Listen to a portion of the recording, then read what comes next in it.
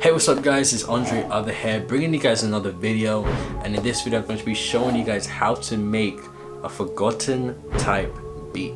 Let's get into it. So yeah guys, this video is going to be a little bit different because I'm actually showing you guys how to make a beat inspired by a producer instead of an artist like we normally do. But yeah, I'm going to try this out, and if you guys like it then I'll carry on doing it. So yeah guys, I started this beat off with this sample. I think I found the sample on Splice. I actually really like the sound of the sample, but I wanted it to sound a little bit more dark, a little bit more airy, so I decided to half time it as you do, and I also decided to change the pitch a little bit. And this is normally the kind of sample I feel like Forgotten uses, especially when it comes to his like Travis Scott type beats and stuff. Normally the sample's really airy, so that's what I went for with this sample. But yeah, anyways, the sample has ended up sounding like this when I was finished.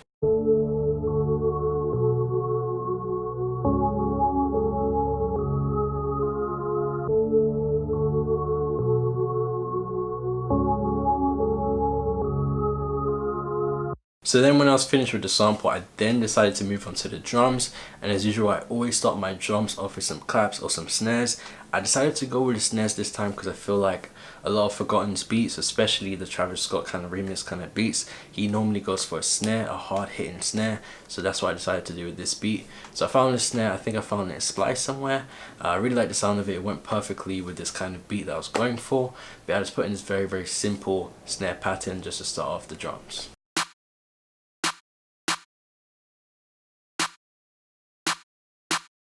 And everything together should sound like this.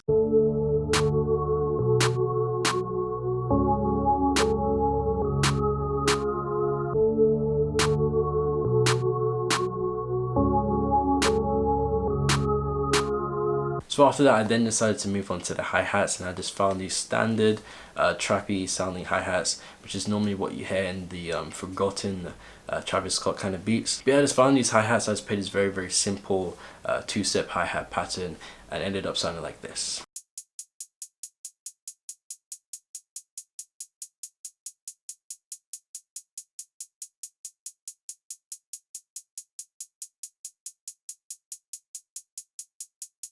And when you hear that played with everything else, the beat should sound like this.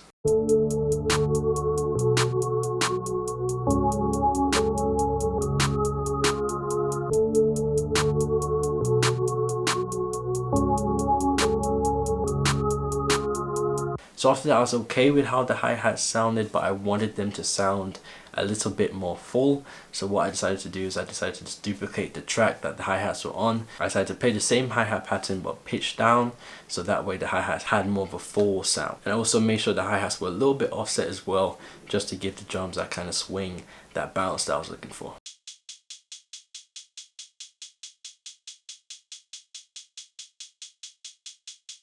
And then when you hear that played with the rest of the beat, everything should sound like this.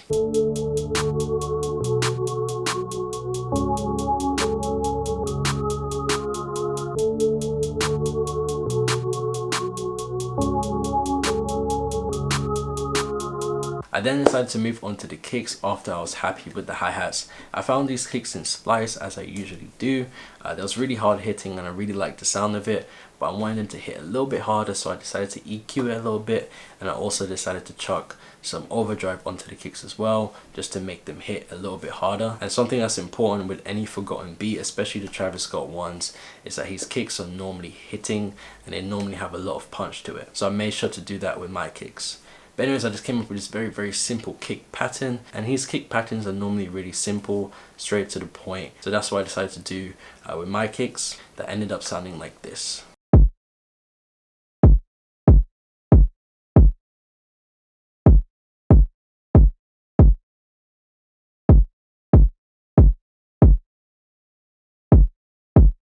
And then when you play everything all together, the beat should sound like this.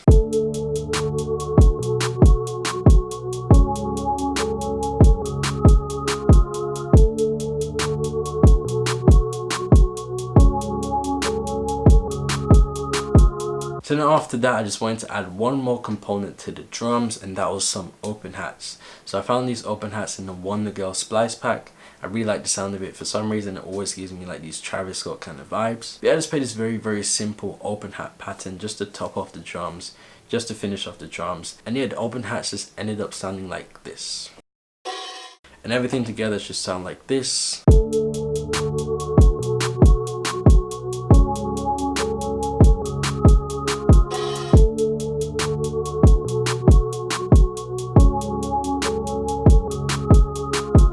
So after that, the beat was pretty much finished, but I just wanted to add one more section to the beat.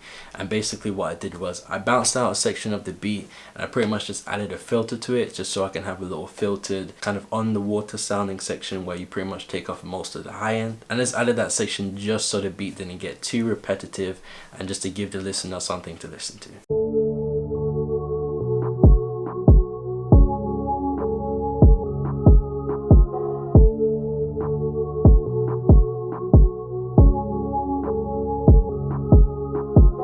So in this section, I also decided to get a Travis Scott vocals from one of his songs called Overdue, and it wouldn't be a forgotten type beat if you didn't have some vocals from a song. So I decided to add some vocals. I decided to only keep a section of the song where Travis Scott was kind of humming, and I thought that kind of humming kind of went perfectly with the beat. It just made this airy kind of sinister vibe, which is what I was going for with this beat. I think I added some delay and some reverb to the vocals, and then I put it into the filtered section of the beat, and the vocals sounded like this.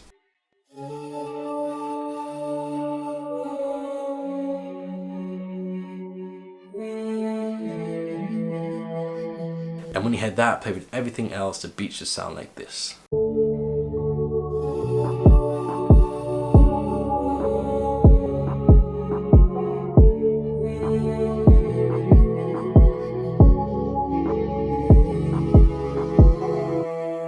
But yeah guys, that was pretty much it. That was every single component there was to this beat, and that was the whole process that went into making this beat. The only thing I had to do after that was structure the beat, and that's exactly what I did. So thank you guys so much for watching the video. I hope you guys liked the video. If you did like the video though, please click the like button down below and subscribe for more, because I have way more videos like this coming out every single week. And if you guys want to purchase any beats from me, including the beat using this video, you guys can go to AndreOth.beatstars.com. And if you guys want, you can follow me on Twitter, you can follow me on Instagram for all latest updates. And I'll catch you guys in the next video. Peace.